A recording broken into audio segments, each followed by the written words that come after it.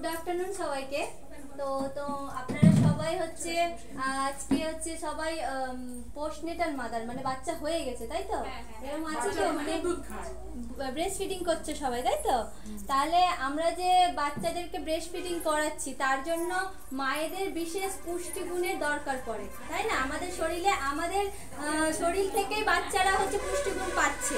তার জন্য কি করতে হবে? মায়েদেরকে ভালো ভালো খাবার খেতে হবে, পুষ্টিগুণ সমৃদ্ধ খাবার খেতে হবে।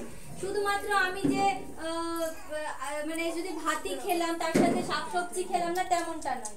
তার জন্য কি করতে হবে? পর্যাপ্ত পরিমাণে ভিটামিনসের দরকার হয় আমাদের শরীরে।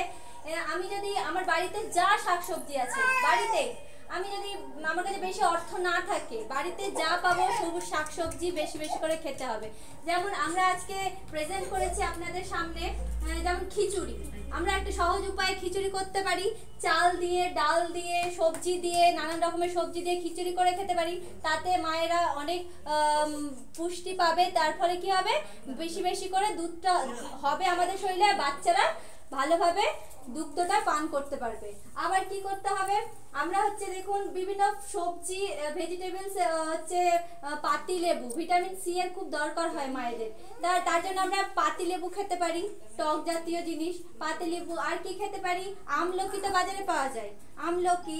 আচ্ছা, এখন তো সিজনাল ফল যেগুলো হয়, যেমন ধরেন এখন সস্তা পেয়ারা, পেয়ারা আমরা কিনে খেতে পারি। বেশি বেশি করে 2-3টে পেয়ারা খেয়ে নিলেন ঘুরতে ঘুরতে তাই না? আর কি হতে পারে? আমরা যে একটা ডিম সিদ্ধ করে নিলাম তাই না? ডিম সিদ্ধ করে খেলে আপনার ওইটার মধ্যে অল্প পয়সাতে আমি ভালো পুষ্টি পেলো আমাদের শরীরে। এবার বাচ্চাদের জন্য আমাদেরকে এগুলো করতে হবে। আমরা ভাবছি আমার পেট ভরলেই হয়ে গেল, তা করলে হবে না। বাচ্চার জন্য এই ছোট ছোট জিনিসগুলো মাথায় রেখে মায়েদেরকে পুষ্টি গুণযুক্ত খাবারগুলো খেতে হবে, ঠিক আছে? বাকিটা আমাদের এএনএম দিদি আপনাদেরকে বলবেন। তো দিদি আপনি